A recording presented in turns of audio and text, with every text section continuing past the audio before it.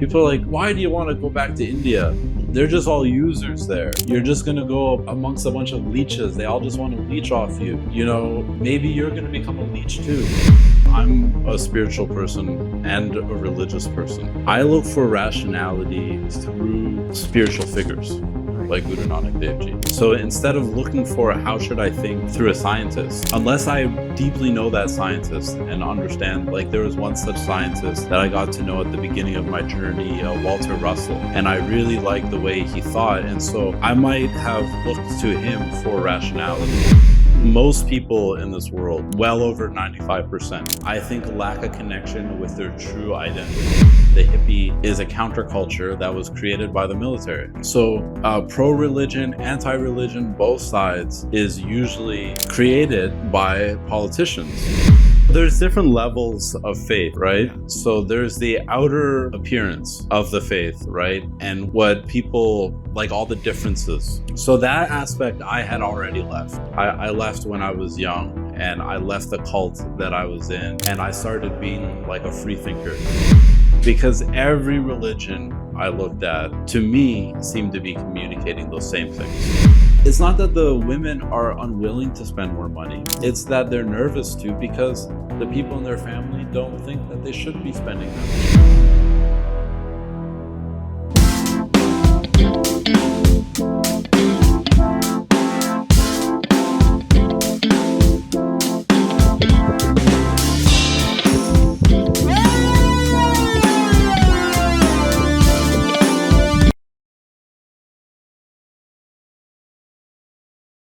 ਸਫ਼ਰ ਮੰਜ਼ਿਲ ਦਾ ਹੋਵੇ ਤੇ ਰਸਤੇ ਬਦਲ ਜਾਂਦੇ ਨੇ, ਪਰ ਜੇ ਸਫ਼ਰ ਰੂਹਾਂ ਦਾ ਹੋਵੇ ਤੇ ਇਨਸਾਨ ਬਦਲ ਜਾਂਦੇ ਨੇ. If the journey is of the destinations, the roads change. But if the journey is of the soul, then the mindset changes. Today, this podcast is going to be little different because earlier we have been doing it in Punjabi, but today we are doing it with a person who is from US but lives in Punjab. So we prefer English language. Imagine a young lad born in California, leads an American dream life, parties, freedom, and every kind of luxuries. Yet he chooses the path of Sikhism and comes to Punjab to live here. He wears the bana of a Nihang Singh, lives in Punjab, and practices spirituality, practices Gurbani in the morning, and wakes up with a simple lifestyle. So this podcast is about how does someone not just geographically shifts, but spiritual shift is also there. What did he find in Punjab that America couldn't offer? And we also wonder that why do some people leave their own ancestral beliefs and adopt something new? I would clarify here that I'm not against if somebody is choosing a different path in life. It's their own choice. It's their own will. Whatever they choose, they must choose it from the heart. So if we are having a person who is choosing Sikhism, then that's a matter of proud for us. In the same way, if somebody is adopting some other faith, that's a matter of their personal freedom. So now we welcome elect alias Balraj Singh. Sat Shri Akal. Sat Shri Akal. So how are you? Good. How are you? I'm also good. So first of all, I'd like to start with this thing that how has been your journey? Like why you chose this life of simplicity, we can say. So I think this life chose me. I was uniquely prepared for it slowly. So I started out in Toronto as a city boy, and somehow I ended up as a farmer in California. Okay. That prepared me for my life in Punjab. And I don't actually farm here in Punjab. That was the plan, but it's taken much longer to fulfill that plan than expected. But I am very much interested in farming and what goes on here. I used to be an organic farmer. I know a lot about it. And that's something that I want to share. I want to inspire other people to grow organic. So let's start with this thing that before Bana, before Punjab, before Sikhi, how was your life in California? My life in California was very busy. I worked a lot, but I've always done work that I love. So it was like a mission. Okay. I was in the organic world, in the organic food world. And I felt very fulfilled, very satisfied. with the work that I was doing. I got to meet people all over California, and I got to travel a lot. I went to different festivals. I, learned things, taught things, met people. I got to spend a lot of time with my family, with my son. What came as a milestone, we can say that or a turning point in your life that you thought that now I have to shift? So when I was 14, I came out to India. I lived in the Punjabi village with my Nana ji and Nani ji. Okay. And my Nani ji always used to ask me, how do I like it? Would I one day come out? And I So told your mother her, was Punjabi? my mother is Punjabi. Okay. Yeah. So I told her yes, that I wanted to come live in Punjab one day. Okay. So because I had said that and felt that way, it was always a goal of mine to come back. Even before I got married, I told my wife, one day we might go there. Okay. But I thought I had more time than I did.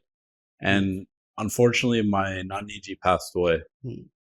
So I went out and I saw my Nana ji in Canada. And he invited me to come to India and to stay with him. He was just coming for 6 months at a time.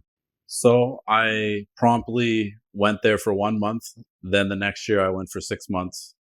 And the year after that, we had also planned for 6 months. But just when we were going to return, the COVID lockdown hit. And we decided, you know what, let's just stay. Okay. So I'll just cut short this thing because in lots of podcasts or other interviews you have told about your journey. So let's come directly to this point that when you leave one faith, is it completely gone out of your personality or somewhere you are that's there in the back of the mind also? So there's different levels of faith, right? Yeah. So there's the outer appearance of the faith, right? And what people like, all the differences. So that aspect I had already left. I left when I was young, and I left the cult that I was in, and I started being like a free thinker, right? And just interested in everything, especially science, philosophy, right? I was interested in everything. So I had left that image behind of me being a preacher, walking around in a suit, right? But then there's the deeper spiritual things. Like on one hand, I felt like some of the things I had believed were nonsense. But then looking at it more spiritually in a more of a timeless way, I said, well, actually, I think it was the way I understood it was nonsense, but it did have a spiritual application. And this comes into the timeless realm because every religion I looked at, to me, seemed to be communicating those same things. Right. So, yes, there was a big change on the external, but when you strip away the external and you get to the timeless, it's the same. And what I was seeing from Sikhi is that it was helping me to fulfill the timeless aspect of my faith, the faith I had already had, right? The faith I was in is called Jehovah's Witness. Okay. It's a Christian sect, or many people say cult. Okay. So the goal is to witness Jehovah. The idea is that we're in the end days, we're in the last days, and everything will become new. And Jehovah is going to make a new earth in which his son Jesus Christ reigns, and everything becomes perfect. Right. So that is really what the faith centers around. And when I started looking at things timelessly, I said, well, if I apply life as a good Sikh, if I'm always looking at my mind, witnessing what's going on, witnessing the changes that are happening, because Jehovah means he that causes to become. So who I am now has been caused to become by my creator. And when we do Path, when we do Japji Sahib, it cleanses us. Yes. So we become new, we become different. And so to be in that state of observing yourself become something through the aid of Guruji, to me, is not a change of faith.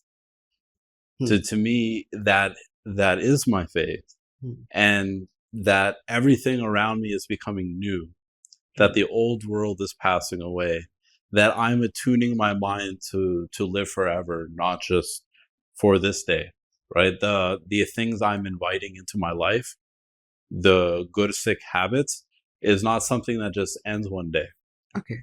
right? It's something that is continuous. Okay. My question here would be, like, now there is new worldview. The people are becoming more atheist. Technology is becoming prominent, hmm and the more of rational scientific mindset is there. So, hmm how Sikh is relevant in this new world? I think you have to see things in a timeless way, Hmm. right? If you look at it like, okay, it says that uh, Guruji did this miracle, Hmm. but we cannot explain that through science. Yes. That doesn't mean throw out all your faith, Hmm. right? Sometimes you have to look at, why is this story here, Hmm. right? A belief is a story we choose. Maybe with time, those stories got exaggerated. Do you believe so? I think that the stories This may be a controversial are statement, but there to teach us a lesson. Hmm. So it's not about the story becoming exaggerated. The story is how it's supposed to be. Hmm. But that story is supposed to teach us a lesson, Yes. right? So it doesn't have to be scientifically validating Hmm. in order for it to teach us a lesson. Hmm. So we can look for that timeless spiritual lesson. Hmm. I don't think Akal Purakh Guruji ever wants us just to believe something. Yeah. Oh, he's only a true Sikh if he believes this thing about the past. Hmm. Being a Sikh, being a religious person in general, is what you're doing now, who you are being now. So religion is never dependent on a historical belief. Right. It shouldn't be. It should be based on timeless truth. Hmm. So in stories or in accounts, in historical accounts, we can look for what is the timeless truth. And that's the same thing we can look for when we look at science. Hmm. You can learn a lot of timeless truth from science. I think that's why a lot of spiritual people are attracted to science. And if we talk about Japji Sahib, do you feel that that is also based upon scientific facts? We can say rationality. Guru Nanak Dev Ji's life, it was based upon questioning everything. But nowadays, there are people who feel that we shouldn't be questioning the things. Do you also feel the same kind of difference, or you feel that no, this is not the right way? So personally, because I'm a spiritual person and a religious person, Mhm. I look for rationality through spiritual figures Right. like Guru Nanak Dev Ji.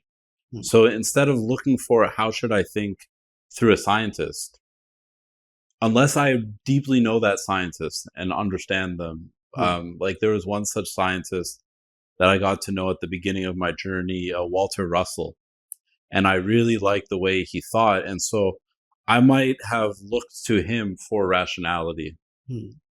right? But for the most part, I'm going to find my rationality through the spiritual figures, because to me, they have a knowledge that transcends scientific rationality, because we're behind, We are. right? On science. Like that's very easy. Like no scientist would tell you, oh, we have completed our knowledge. We know everything. Hmm. In fact, they will tell you all the things they don't know. Hmm. So I do think it's possible for the creator of the universe to bless someone with a kind of knowledge that they can talk about things with scientific consequences Hmm. and be correct. And we can learn more about science. So if you look at it, this is not just Sikhs, but many people who have excelled scientifically have been deeply religious people. Hmm. People who spend all their time reading, singing hymns or reading scriptures. Hmm. Those are some of the people with the most scientific minds. And even a lot of successful people, they give credit to their religions. They feel that they, wherever they are in their life, they are because of they have chosen particular path. That's why they have reached there. My next question would be that, do you feel that uh, there is a lot of difference, because you might have started your journey from when you were in Western country. You started reading Gurbani, you started learning its meanings also, and then you might have got attracted towards it. But do you feel somewhere we Punjabis who are born into this religion, but still we lack some kind of awareness about our own religion, or it's just like taken for granted for us? Do you feel so? Have you ever felt such kind of thing with the youngsters of Punjab? Yeah, I do, because I think it's common for all of us. Most people in this world, well over 95%, I think lack a connection with their true identity. Because everything has been told to us.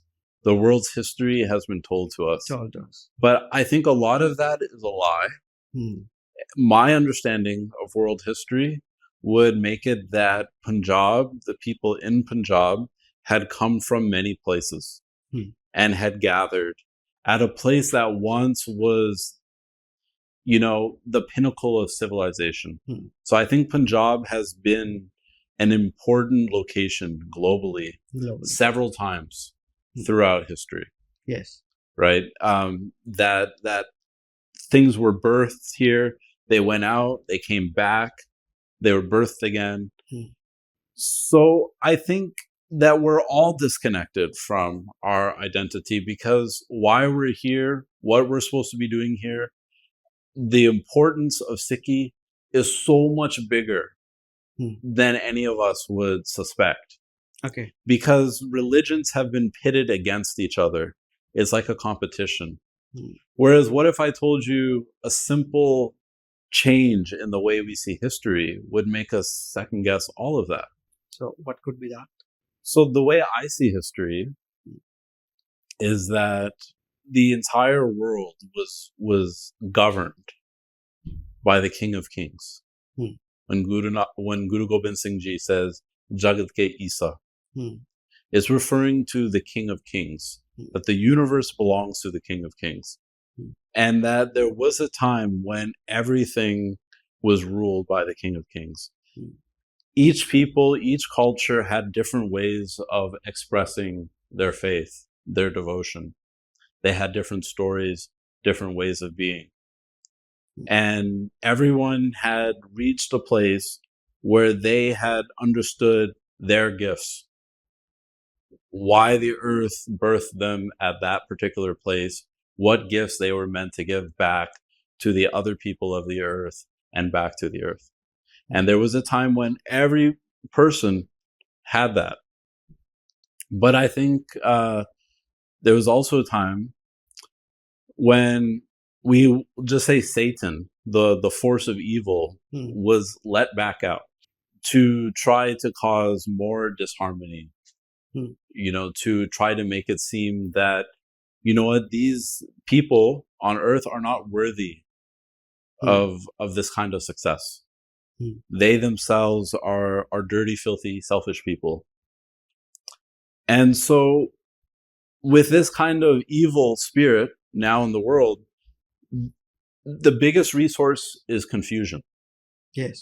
So if you can take all these people who were once united in worshiping the Creator and the begotten Son of that Creator, which is grace, which is truth, which is a reflection of the Creator. Everything was created through this grace and truth. If you could confuse people and make it a competition and say, no, those people, they don't really value it because look at the words they're using. They're actually worshiping Satan. No, those people are bad because of this. And all these people now start fighting. They lose their true identity. Yes. That they were saints here on this earth. That this earth belonged to them. That this earth was a gift to them. That they had been given instruction on what to do. And I think that's what Sikhi has given us, is this idea that, the saints, the people who want to be Khalsa, who want to be pure, who don't want to be part of all these games of superiority, they can come to the side, they can come into God's rest, and they can worship. And so Guru Nanak Dev Ji, in this time where evil is trying to divide everyone, trying to overwork people, trying to say, hey, you know what? if you want to stay here on this earth, you have to work just for your water. You have Yes. to work just for your shelter. You have to work just for your food. Yes. When meanwhile, the King of Kings was saying, no, this all belongs to you. Hmm. This is yours. This is a manifestation of my love for you. Hmm. Right? That the Khalsa, the people who did not forget, who remember their true identity, can come and say, no, no, no, no. I only worship, I only work for the Creator. I don't work for anyone else. And I don't believe I need to be part of this dog and pony show just to eat. Yeah. And what do you think of the people who consider that my religion is the best one and other religions are not? There are a lot of people in every religion. Even if we talk about Sikhism, we may find somebody there. Of course, also. of course. And nowadays, as you said, that there is a lot of turbulence because of this religion concept, I would believe that. Because at one side, all the religions say that we are the creations of one creator. But still, we divide ourselves and say that my religion is the best one, and others, they have a lot of problems. As I told you earlier, that even for me, if I'm talking about some particular incidents in Sikhism, I said that there may be some kind of exaggeration.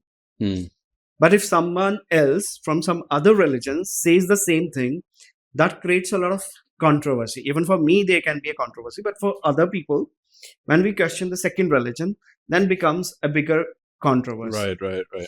So, what's your take on this? I think in the end, what does Sikh mean? It means to be a disciple. It means to be a learner. Yes. In order to learn, we have to have humility. Who are we learning from as a Sikh? We are learning from Satguru. So we should not tell Satguru who or what they are. Right. You know, we should be seeking.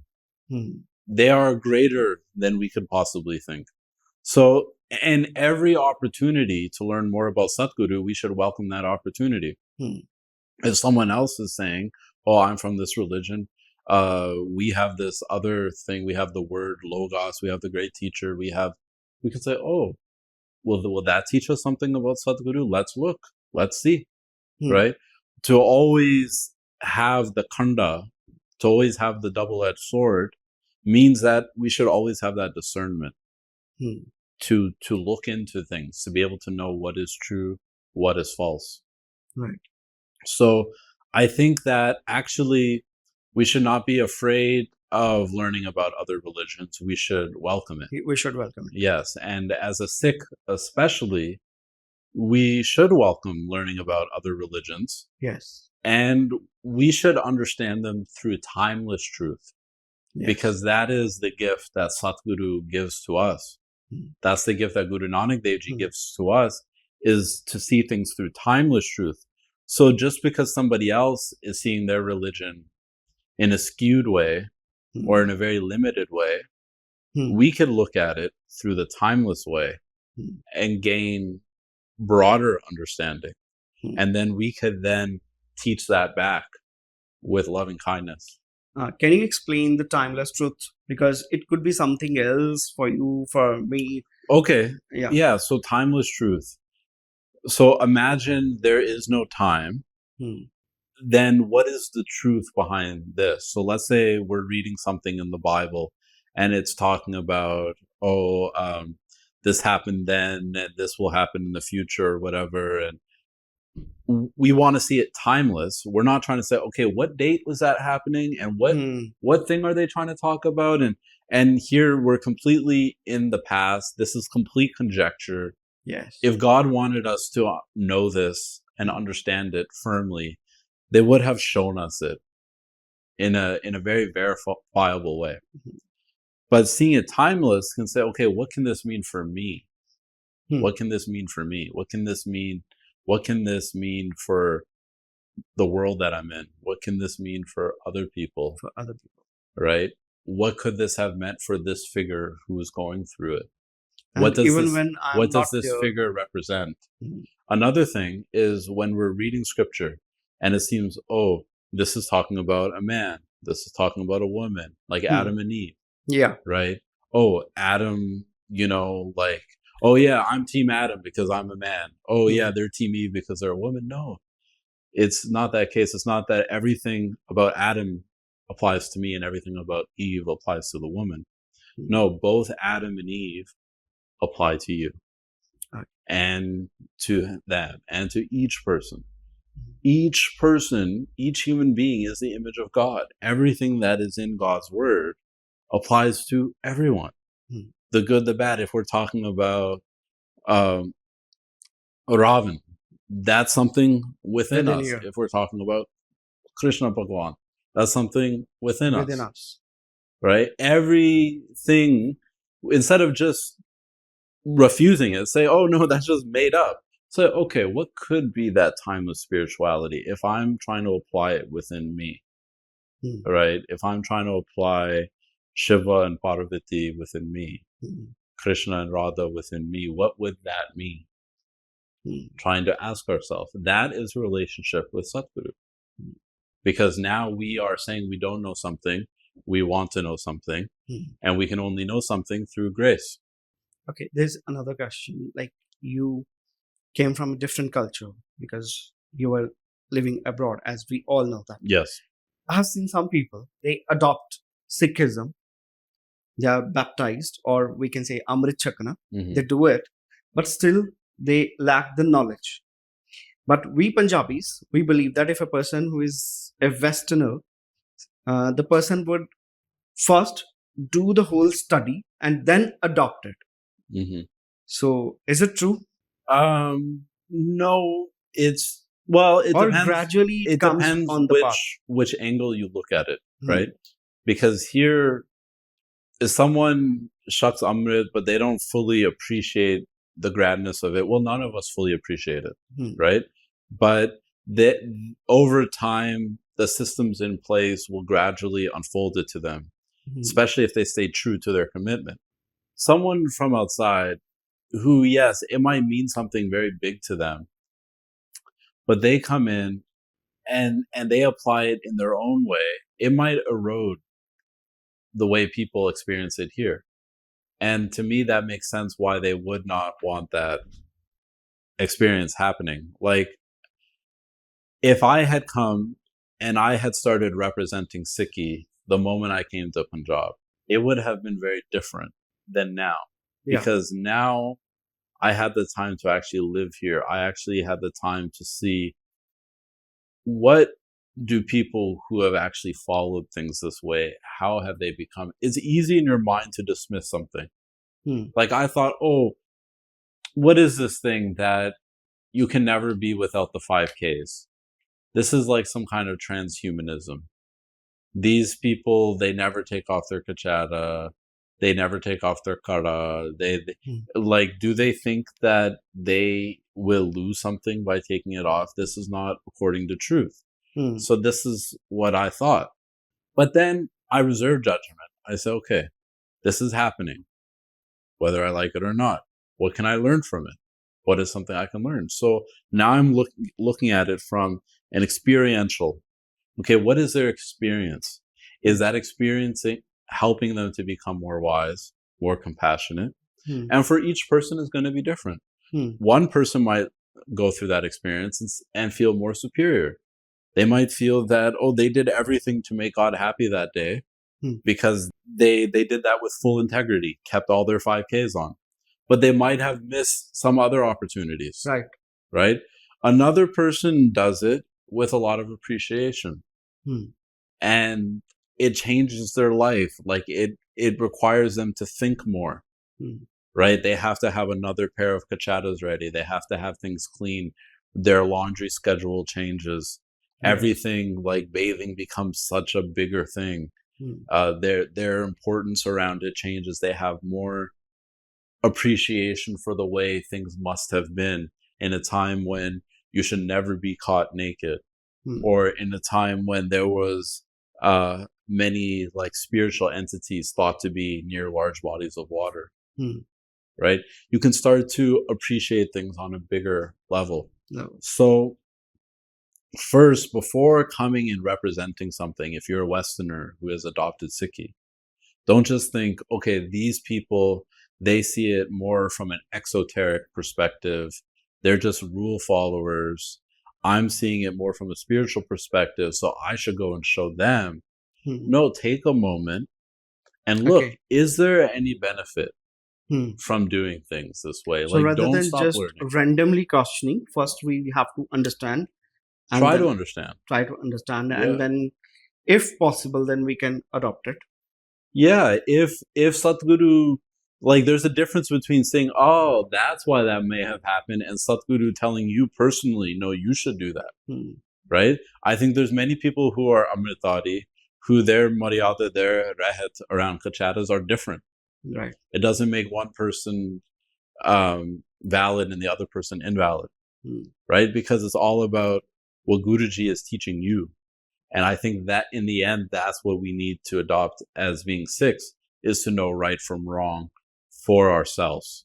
Nowadays, lots of conversions are happening in Punjab also, in India also. As I told you earlier, that I'm not against such things. If somebody is willing to adopt something else, they can do it. Do you think that some of the conversions, they happen for a spiritual change or for some social circumstances also? I think it's social circumstances, because whenever we group people together, that's always some kind of social phenomenon, right? So first of all, I wouldn't group them all together. I wouldn't say that everyone who has become Christian is all in one group.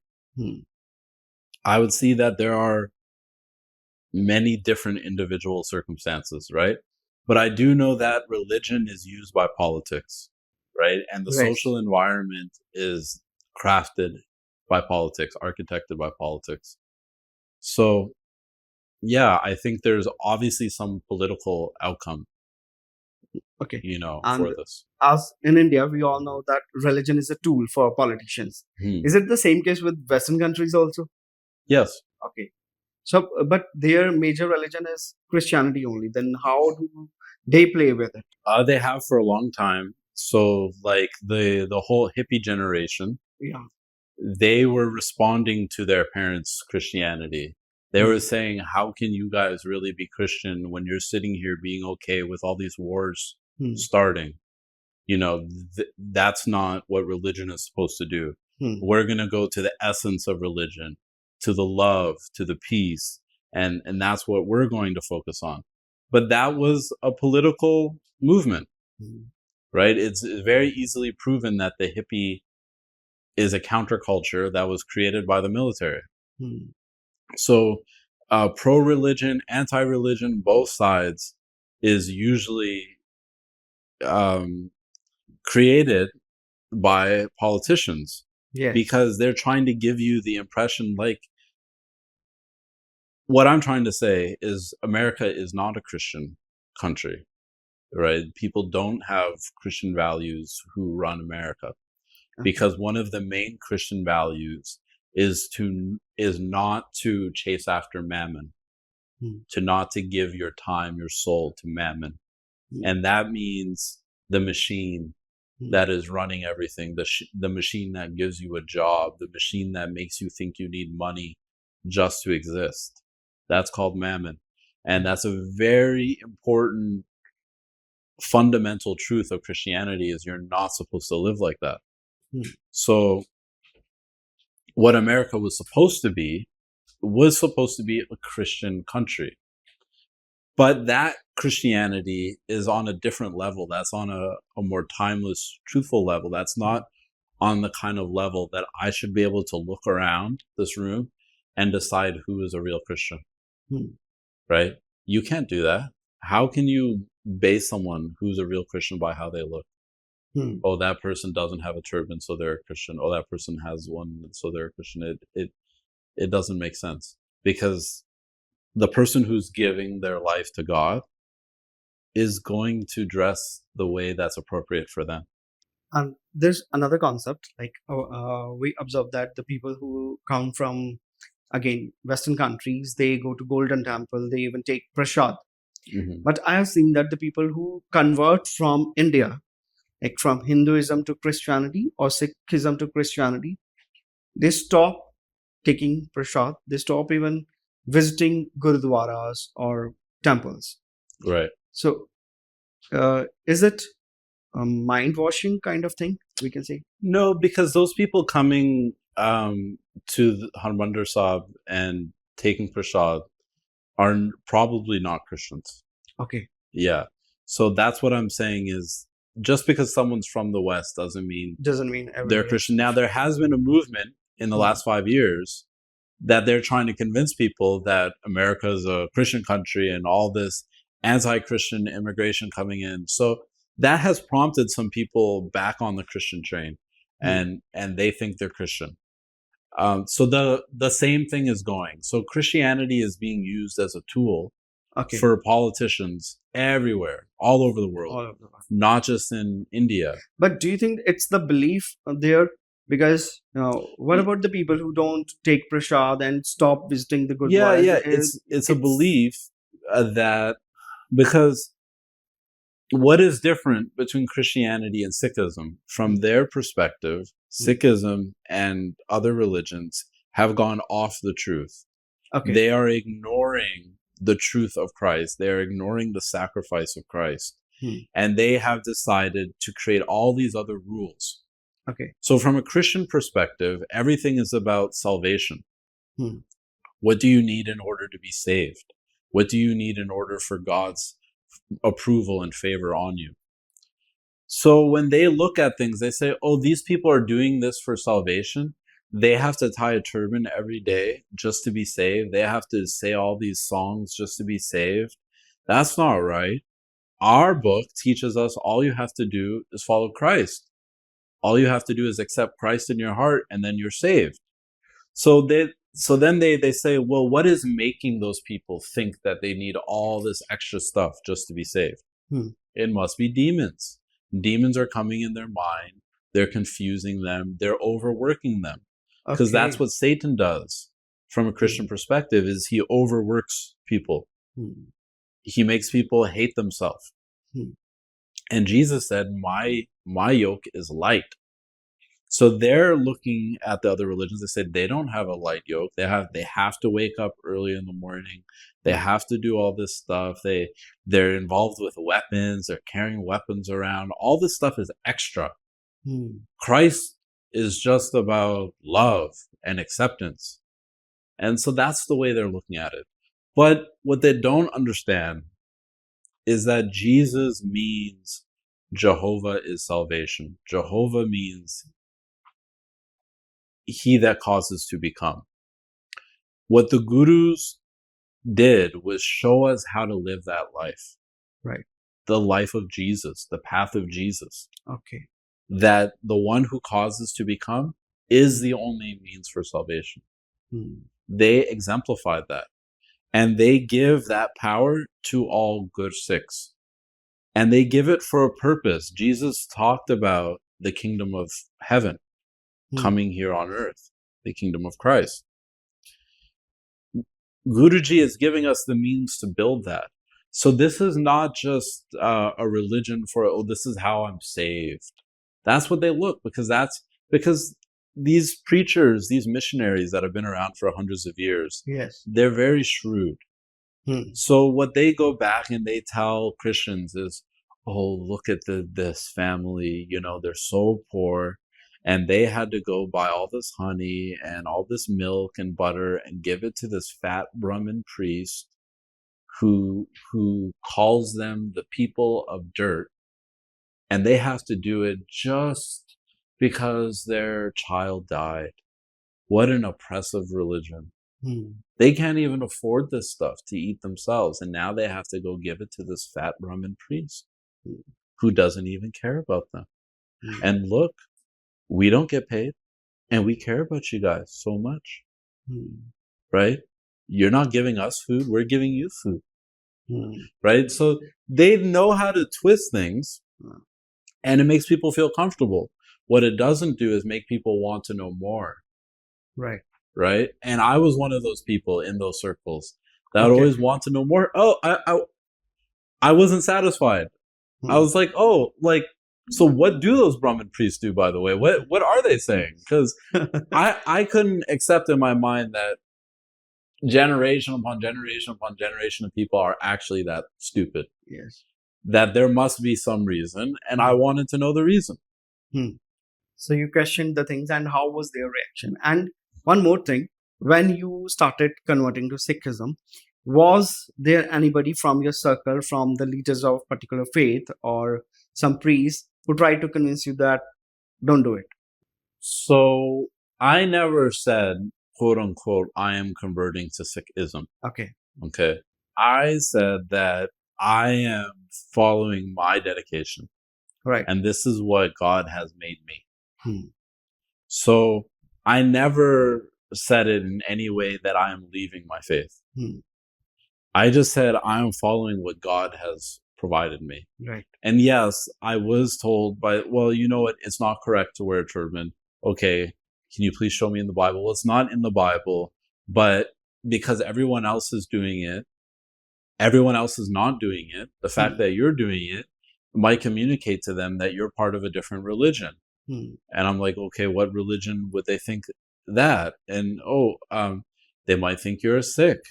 Okay, well, what's wrong with that? Do you know what Sikhs believe?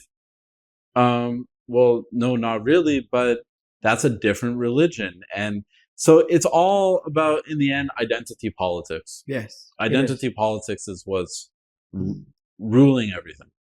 Okay. And God wants us to see beyond that. God wants us to see in a timeless way.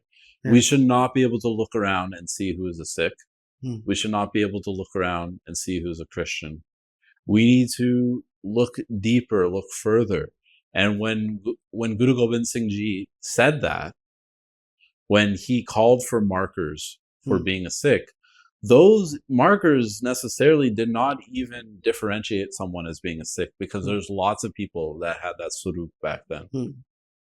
That surup of having a dadi, of having a pug, and everything else that we carry was not that uncommon then. But it's, what do those things mean spiritually? That if you have those spiritual attainments, that you will be known as a man of God.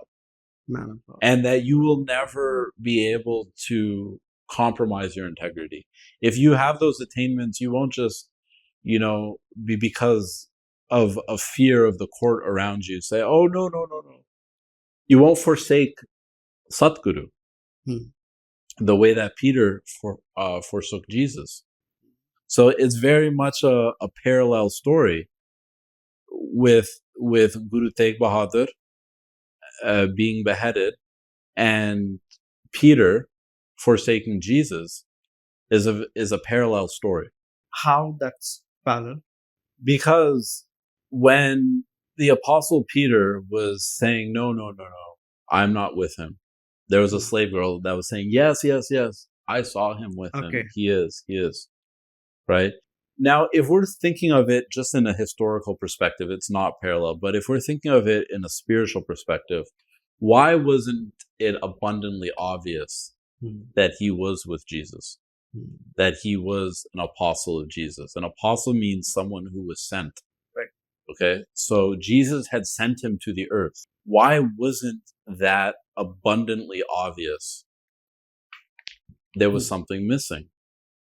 That was later rectified. Jesus came back in a different body and told him to build his church. But when Sikhs of Guru Tegh Bahadur were able to leave and no one knew who was who, and then Guru Gobind Singh Ji then said, okay, from now on my Sikhs will be identifiable, because I don't want anyone to shirk back. Right? That doesn't mean that if you don't have those identifying markers that you're not a Sikh. If you have the knowledge of Amrit, if you have the knowledge to know between good and right, to understand truth, to not be afraid of death, you too are called.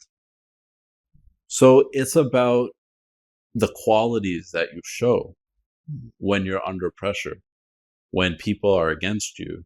That is what identifies you as a real Sikh. It's not the attire, it's the inner self. Right. It's the inner self. Now, the attire that we've been given, this image that we've been given, it just so happens to be one that is very appropriate for someone who is living a Sikh lifestyle. It's very comfortable. Yeah. It's it is very appropriate for the Sikh lifestyle Okay. for many, many reasons, not just comfortability.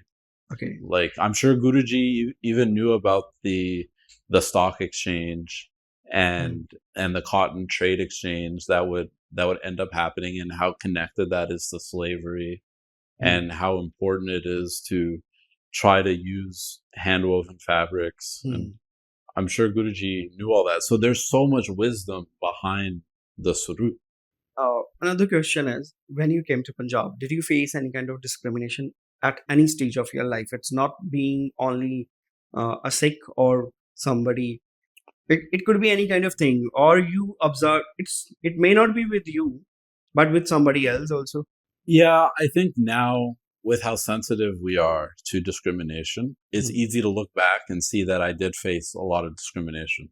Okay. At the time, it was just expected. Like, I was around a lot of old white people. It was, for me, expected that they don't understand the way of colored people. They don't know how an Indian or a black person or whatever lives, and so they might do something, they might say something out of some prejudice, and they might just not be. So we gave them the benefit of the doubt that they're not really trying to insult us, that they're just ignorant. What actually happened?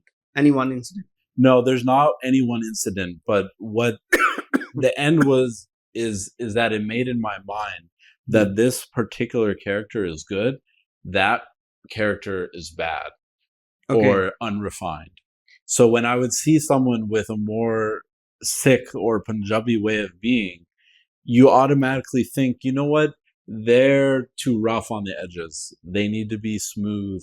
They need to be more civilized. You kind of have that impression on them, and that changes everything. Did you actually face the Sikhs? They are rough, rustic people. Yeah, of course. Yeah, there's rustic Sikhs, and I've been around them. Okay. And how was the experience then? I like it. I don't mind it. Okay. Yeah, like every kind of Sikh, I like being around them. Right, like the kind of person who's in an office all day and who ties up his beard or something, like that's one thing, and then the kind of like a Jat who's just like on his farm plot all day, just Landlord. on the manja. There's a lot you can learn from there too. Like the Nahang Singh, there's the ones that drink, there's the ones that don't drink. There's a lot of contention about that, but I personally don't think that someone has forsaken their Amrit just for that. And I also keep my eyes and ears open around them for something I can learn. So, okay, what kind of similarity could be there in their lifestyle or in their personality? Like, there's one person, as you said, that Jat Sikh, who is sitting on a manja, and another person who is military officer tying his turban, highly well educated, or somebody else also, as somebody drinks or somebody don't. But is there any kind of thread that connects them? And one particular point? I think values of food. Values and food. Yeah. Okay. What kind of values? Right. That food is very important. That food is connected to spirituality. I think Guru Nanak Dev Ji gave that to us all, right? Guru Nanak Dev Ji had kind of a Jat lifestyle, right? He went and he did farming, and he got to experience that. And then he made food such an integral part of our faith. So I think within all those people, they all have a different view, perspective on food. One person is getting it ready in the kitchen. They're, the Gurdwara won't be able to operate without them. They're always keeping the kitchen in order. Another person is donating it to the kitchen. But yeah, I think the common thread is food. Okay, and if you talk about Guru Nanak Dev Ji's philosophy, he says that "So kyo manda ke jitcha mera jaan." That's for females, right? And when we were talking to each other earlier before the podcast, you told me that you want to create such kind of atmosphere that's comfortable for the women. Yeah. So can you highlight those things? Can you put some light on it? Yeah. So my name that I'm going by, elect, that means to be chosen, and that comes from my spiritual worldview, which is that Sikhi is for the elect. So it's for people of all backgrounds, whether they're Sikh background or any other background. And when they've decided to transcend boundaries, they're acting as if they're chosen. So there's that layer, but also I am chosen by women on a fairly regular basis to make some part of their life better and more comfortable, most often in their body, right? So I do body work. I do a lot of things concerning the body. And so you give treatment for treatments for Yeah. cervical and other things. So altogether, actually, I've been on this path for 20 years. I started learning 20 years ago, and I've been doing this that I'm doing now for 13 years.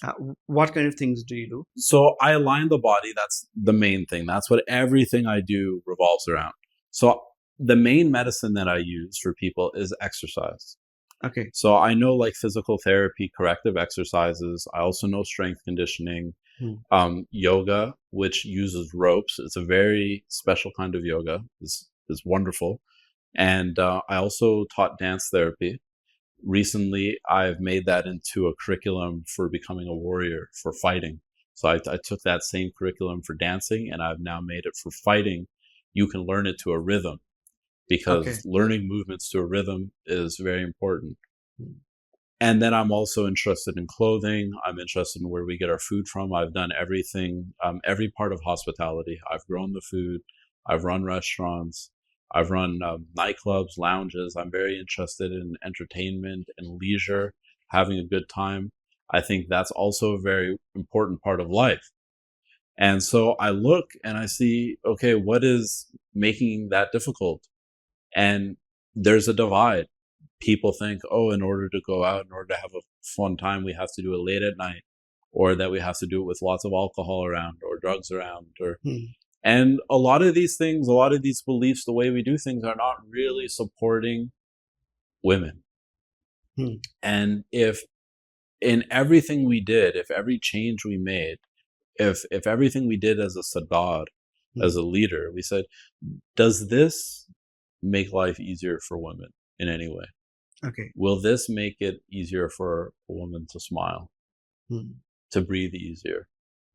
Will this make it easier on her nervous system if we do things this way? I think that is actually the compass back to a good life for all of us. And that's the thing that we have been neglecting. And I see that neglect on a daily basis, right? I see husbands, I see sons who are very successful, and their mothers are very proud of them. They're very proud of themselves, but yet the kind of respect, the looking after facilities they should be providing, they're not doing it. Well, there's things that they don't even know is possible. So their mother is under such a load, has been for decades, feeling so stiff. Emotional or physical load? Both. It's connected. The body is the canvas of the psyche. Yeah. And they don't know that if they just spent 15 minutes a day, they could dramatically change their mother's life. Or they could, if they're so successful, they could hire someone else to do it. Yeah. So by making this knowledge more available, we look at all the leisure systems and like the spa world and everything is towards men. Right? But with like, if you go to Chandigarh or any of these cities, you see spa like treatment places that are pretending that they're just relaxation spas, but everyone knows what they are. The kind of things they're providing, and or even sex rackets are right. So there, it's exploiting women, and it's not even benefiting any women. Right, not benefiting them. It's not benefiting them, and it's exploiting them. Whereas on the other hand, obviously these women are willing. Like, they're not all exactly forced to do that work, but so they're willing to learn therapy and massage. Why aren't they doing it on women who actually need it? Right? They would make more money themselves. More money would go to the hands of those ladies. Maybe some kind of taboo is connected with it, because females, when they go to these spa centers and they have to remove their clothes, and but who has made it a taboo? It's Us men. people, we all people. Is men who have A made patriarchal it society. a taboo, right? Right. So the same way, it can be men who make it not a taboo. Right? We can set up systems to say, you know what, this is something that's lacking in society.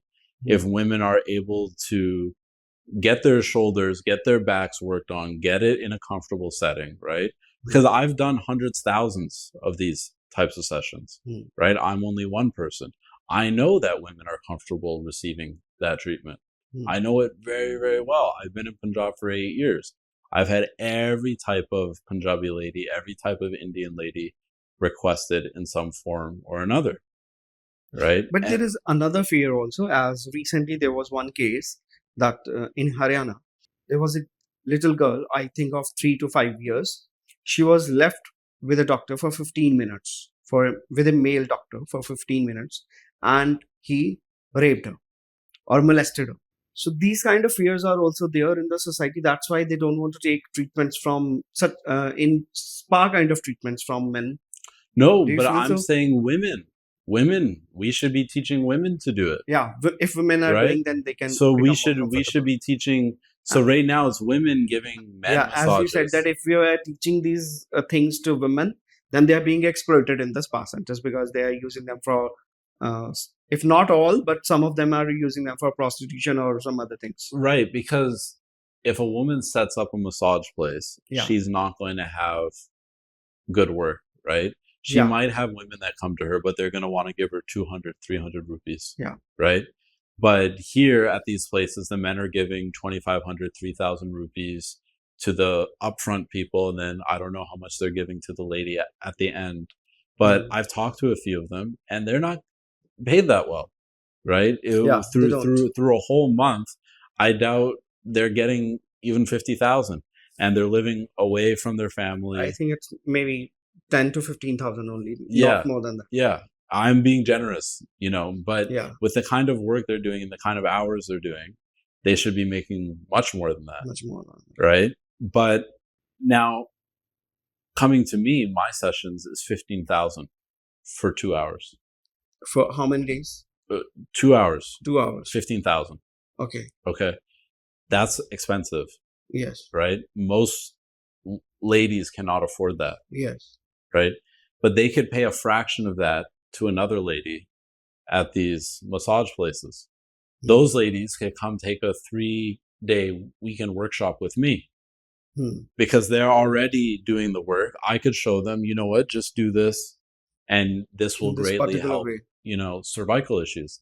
Those ladies could be paid 2,500, tops 5,000. It's still Yeah. way less than me. Yeah. And they're getting something. And then women see, oh, there is an economy. Oh, I can set up my own spa. And they're not going to just be throwing 100, 200 rupees at me. Now they're going to value me. Yeah. Right? So True. that's part of it, is we need to show. But it's not that the women are unwilling to spend more money. It's that they're nervous too because the people in their family don't think that they should be spending that much money. Oh, what Because you they mean? are answerable. You're going to go spend 1,500 per week, 2,000 per week to get this massage, but you've been cleaning the living room for 10 years. It's been fine. So why all of a sudden, why do you need to spend that much money? Right? We need to make it that people feel some shame about it.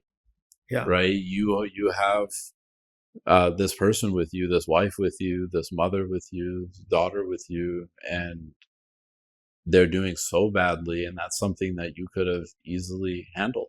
And if you don't have the time, you could have paid somebody. There are things which have changed. I think in the coming times, more things can be changed. There are, because earlier, if we talk about 30 years ago, then or 40 years ago, there were more discriminations. Those things have changed, and these things may change in the future. But what other kind of discriminations have you seen in the society with women specifically? In Punjab, what's the difference here and in other countries?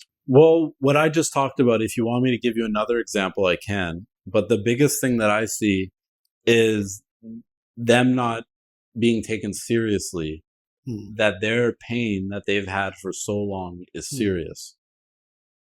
Yeah. Right? Is that they don't they're not given the freedom, the money to go handle that.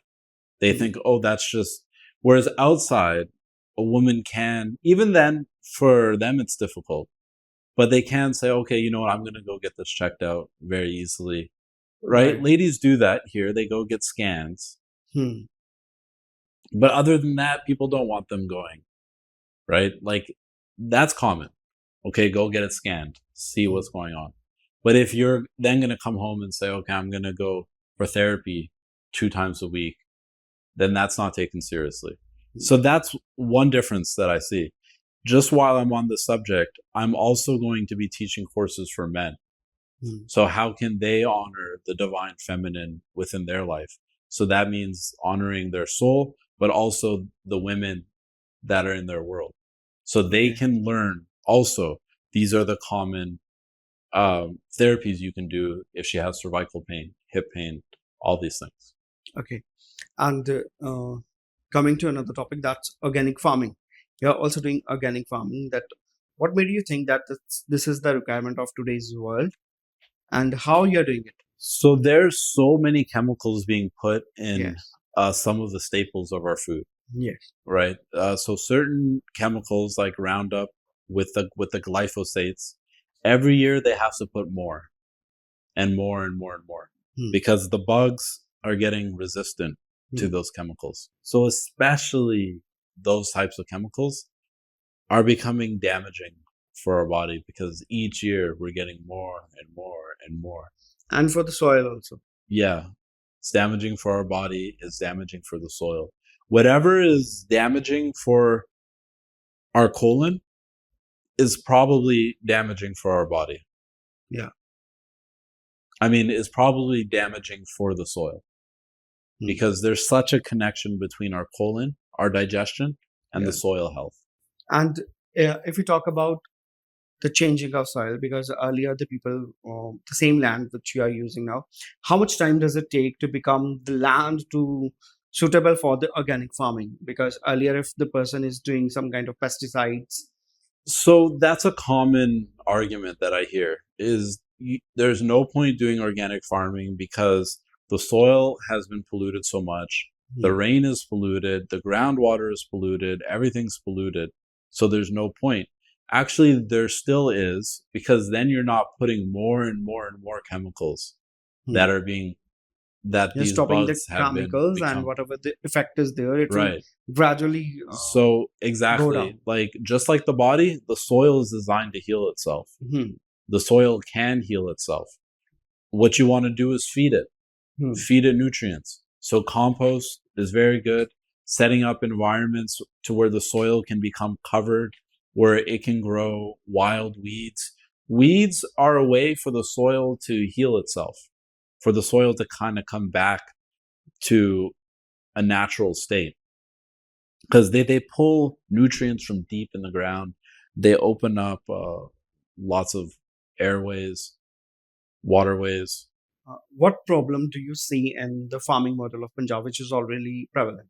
The problem that I see, the biggest problem, is that Punjabis themselves are not doing too much of the farming anymore. They hire somebody, and they're hiring migrant workers, but then those migrant workers, they don't want to treat them right. They can't stand the idea of the migrant worker relocating here.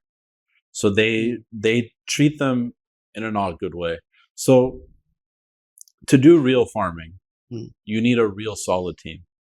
So either you need to go out there and farm and have a big family with you, or you need to have migrant workers and you need to treat them well, and you want them to be invested in this land. You want them to think long term. You cannot do farming without thinking long term. That's something that farming teaches you, is you always have to think multiple generations in the future. Right. There is another question that has come into my mind since you're talking about migrant workers. As a Punjabi, I may become biased and I feel that no, if we are having a lot of migrant workers here, then they are creating a lot of problem for us. But since you have seen a lot of, you might have observed the people, Punjabis, they go abroad. You have come from abroad to Punjab. So what's your perspective on this thing, that when people, they have a lot of hue and cry that why a lot of migrant workers are coming to Punjab while Punjabis are going outside, and if somebody is coming from US, Canada and settling here, we are welcoming it. But we are not welcoming the people who are from other states. So you just tell me that what's the idea behind it, how it has been developed, and somewhere do you also feel that it's biasness only, or there is some kind of problem is also being created? What's your take? So the problem that has been created is the economic disparity, right? And we like to take advantage of that when it's good for us. Yeah. So we see it that, oh, these other people are just so lucky to come here, make a little more money. They can go back to where their expenses are less and they can live even better. So we feel kind of good, like, oh, well, it's good for them. They can come here, work so much, and then go back. But we haven't really given anything, right? In fact, we complain, oh, they haven't done enough. What are they doing? So it's this case where just basic economic disparity is making it that it's beneficial for us. It's nothing that we have done ourselves. And that always ends in disaster, because the people, they get used to that economic disparity and then they get upset later when that's no longer the case. We should never want a system where other people are suffering, they're in poverty. But to keep the current system where people can continue to go outside, they don't have to farm themselves, and these other people just come and do all the work for you. Yeah. That means that they have to stay in poverty in order for it to work for you, because you don't have that much money to pay them, right? You're just paying them the minimum. And that is never a good thing. We should never want a system where it works for us that those other people are in poverty. As Sikhs, we need to create a system that is uplifting other people. Everybody. That is how you become respected. Yeah. The migrant workers that come here and they create a problem, they are being disrespectful. They don't respect us. You gain respect by doing what I just said, and you want the sarbat da pala for everyone. And then if we say that sarbat da pala, practically we have to do it. And the same kind of disparity is there when Punjabis, they go to Canada or US, they work over there. What we have heard is they get less wages than the natives. So if the same thing if we go over there, work there, then it's fine. And the same kind of dollars, they are exchanged into our currency, and we can work upon our expenses. But when people who are coming from different states here, and then they are taking their wages from us, and then they are building, then we feel biased that these states, or being Punjabis, we have indirectly helped them. We feel that kind of biasness there. So, well, correct me if I'm wrong. Anyone can correct me if they see this. If I'm wrong, I apologize.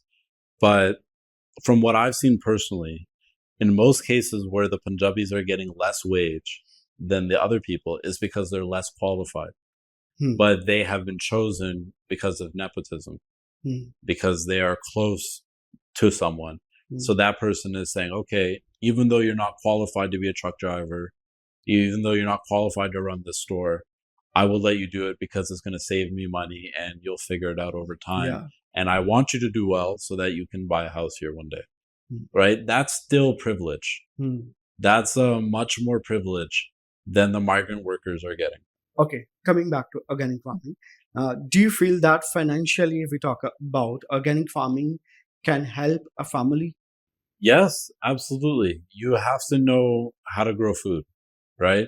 Is it something But that you should I have- do what I for have financial heard is- motives? If you do it for financial motives, it can become really annoying, very irritating. Okay. Yeah, how? because it is slower.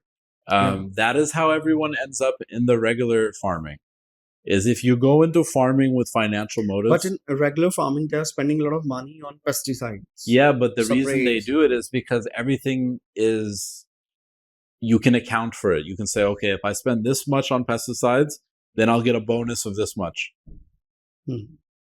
Organic farming is not like that. It's very difficult, right? You can't, like, there's so many things that might happen.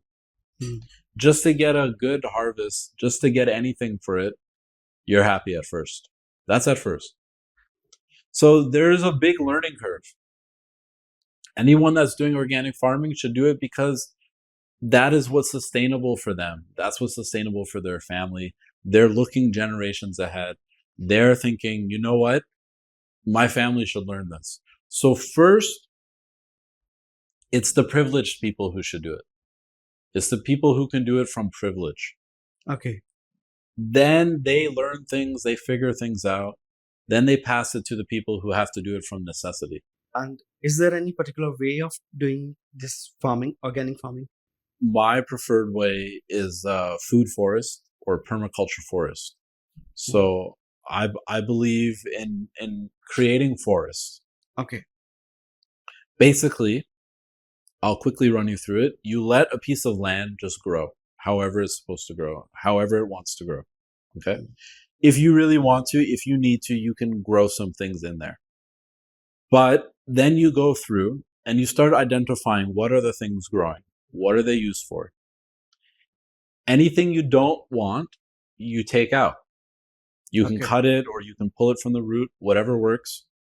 And you create a compost pile. You put all those things into a pile. First, maybe you dig a ditch. What that will do is when the water comes, it will all go into a ditch. And you should dig lots of ditches. That makes it that slowly it goes into the ground. Then you can put compost in those ditches. All the plants you don't want. Okay. They're going to become soil. Fine. Right? Then slowly over time, those trees, they grow. And then you can plant other things underneath those trees. So a lot of medicines, a lot of very expensive medicines will grow. And very much like specialty things, avocados, chocolate. You can grow a lot of specialty things. And that's what the market needs.